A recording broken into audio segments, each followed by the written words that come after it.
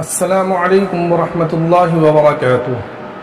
آج کا پیغام نبی اقدس صلی اللہ علیہ وسلم کا ارشاد ہے کہ اللہ تعالیٰ نے تم پر 3 باتیں حرام کی ہیں: ماں کی نافرمانی کرنا، لڑکیوں کو زندہ دفن کرنا اور دوسروں کے حقوق ادا نہ کرنا مگر اپنے حقوق کا مطالبہ کرنا۔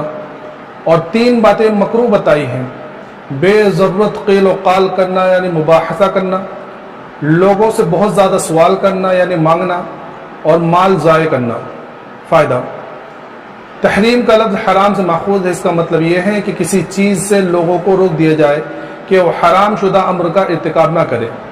حدیث شریف میں 3 حرام کردہ چیزیں بتائی گئی ہیں جو انتہائی درجے کی ممنوعات و محرمات میں سے ہیں۔ ان میں سے ہر ایک گناہ کبیرہ ہے۔ سب سے پہلی بات تو یہ کہ والدین کی نافرمانی کرنا بشرطے کہ ان کا حکم خلاف شریعت نہ ہو۔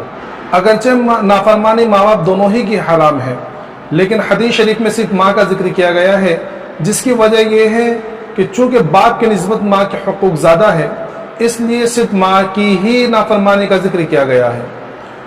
دوسری بات جو اللہ تعالیٰ نے حرام فرمائی ہے وہ بیٹیوں کو زندہ دفن کرنا اور انہیں مار ڈالنا، جیسا کہ عرب کے لوگ اپنے خود ساختہ تصور عزت و غیرت کے تحت کیا کرتے تھے اور اپنے بیٹیوں کو پیدا ہونے کے بعد زندہ درگور کر دیتے تھے۔ اور آج کل رواج ہو گیا ہے بچے کی ولادت سے پہلے ہی اسقاط کرا دینا، ابارشن کرا دینا وغیرہ وغیرہ۔ اور تیسری بات جو حرام کی گئی ہے وہ یہ ہے کہ آدمی دوسروں کے حقوق کی ادائیگی تو نہ کرے مگر دوسروں سے اپنے حقوق کا مطالبہ کرتے رہے، یا یہ کہ خود تو اپنی چیز دوسروں کو نہ دیتا ہو لیکن دوسروں کی چیزیں ان سے خوب مانگتا رہے۔ اس حدیث شریف میں 3 باتیں حرام قرار دی گئی ہیں۔ اس کے علاوہ 3 باتیں مکروہ قرار دی گئی ہیں۔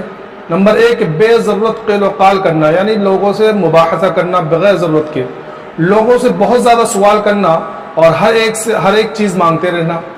اور نمبر 3، اپنے مال کو ضائع کرنا، شریعت کے خلاف گناہ کے کاموں میں مال خرچ کرنا، اسی طرح شادی وغیرہ کی تقریبات میں فضول خرچ و اسراف بھی مال کو ضائع کرنا ہے اور معصیت ہونے کی وجہ سے بالکل حرام و ناجائز ہے۔ قیل و قال میں یہ بات بھی داخل ہے کہ سنی سنائی باتیں تحقیق کے بغیر دوسروں سے بیان کرے۔ اللہ تبارک و تعالیٰ ہم تمام کو حدیث پاک پر عمل کرنے کی توفیق عطا فرمائے اور حرام چیزوں سے بچنے کی توفیق عطا فرمائے، آمین۔